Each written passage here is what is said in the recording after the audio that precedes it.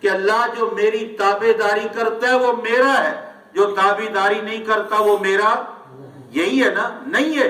لیکن اللہ کے نبی یہ نہیں اللہ سے کہہ رہے، فرماتے ہیں وَمَنْ عَصَانِي، جو میری نافرمانی کرتا ہے، مجھے گالیاں دیتا ہے، مجھے جھٹلاتا ہے، مجھے پریشان کرتا ہے، فَإِنَّكَ غَفُورٌ رَحِيمٌ، تو تو بخشنے والا ہے، تو چاہے تو اس کی بخشش کر۔ یہ پیغمبر کی انتہا ہے نا محبت کی۔ اور جناب عیسیٰ علیہ السلام میدان معاشر ہوگا، رب تعالیٰ ان سے پوچھیں گے کہ آپ نے کہا تھا مجھے اور تجھے اور ماں میری کو الہ، فرمایا اللہ میں نے تو وہی کہا جس کا تو نے مجھے حکم دیا تھا۔ جب بات ختم ہو تو پھر عرض کریں گے ان تعذبہم فإنہم عبادک وإن تغفر لہم فإنک انت العزیز الحکیم۔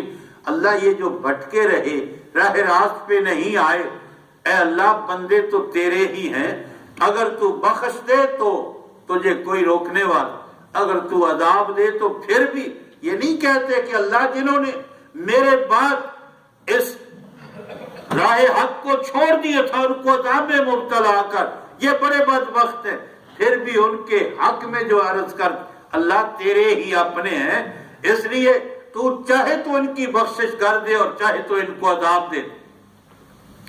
یہ دو دعائیں نبی اکرم صلی اللہ تعالی علیہ وسلم پوری رات تلاوت فرماتے رہے اور روتے رہے، اور جب صبح قریب ہوئی تو جبرائیل امین تشریف لائے اور عرض کیا اللہ کے محبوب، اللہ پوچھتے ہیں کہ آپ چاہتے کیا ہیں؟ آپ پوری رات کیوں پریشان رہے، کیوں روتے رہے؟ فرمایا جبرائیل مجھے اپنی امت کا فکر ہے، مجھے اپنی امت کا فکر ہے۔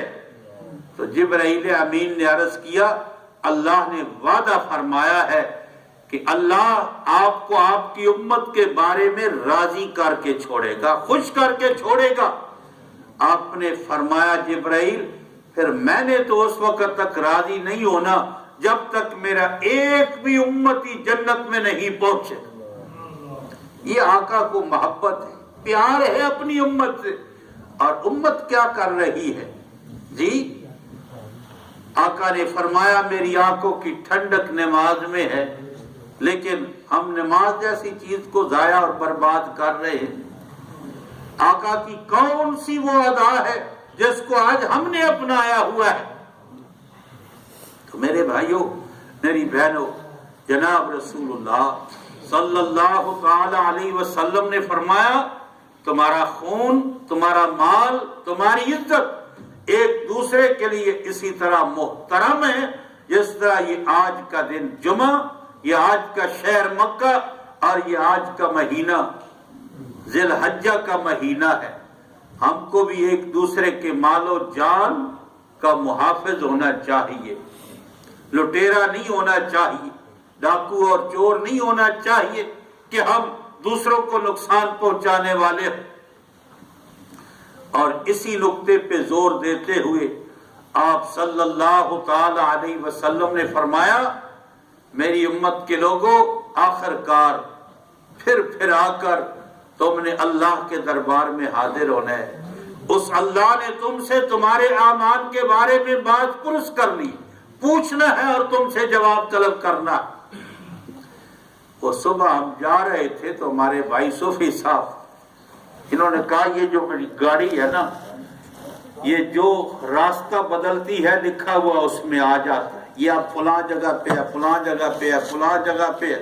ہم بیٹھے ہوئے تھے تو کہا کہ یہ بھی جانتے ہیں کہ یہاں کہاں بیٹھے ہیں، باتیں کیا کر رہے ہیں، کیا ہو رہا ہے۔ میرے بھائیوں، اگر انسان اس گاڑی کے اندر ایک چپ ڈال دے تو وہ راستے بتلا سکتی ہے، تو خالق کائنات نے اپنے بندوں کے جسم میں چپے نہیں ڈال رکھی جی؟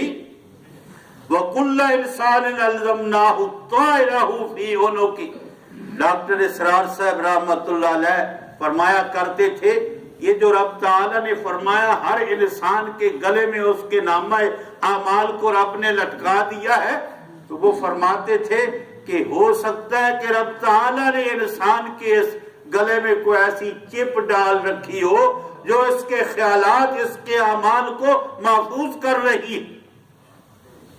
اس لیے نبی اکرم صلی اللہ تعالی علیہ وسلم نے فرمایا آخرکار اللہ کے دربار میں حاضر ہونا ہے نا جی یقین ہم سب نے، اور فرمایا اکیلے اکیلے تمہارے اور رب کے درمیان کوئی پردہ نہیں ہوگا، کوئی ترجمان نہیں ہوگا، اور تمہارے ساتھ کوئی سفارشی، کوئی طاقت نہیں ہوگی، بندہ بن کر، غلام بن کر، اور پھر اللہ نے تم سے اعمال کے بارے میں پوچھنا ہے۔ اس لیے فرمایا میرے بعد قتل و غارت کا بازار گرم نہ کر دینا، ایک دوسرے کی گردنیں کاٹنا نہ شروع کر دینا، اور اسلام سے پھر کفر کی طرف نہ لوٹ جانا۔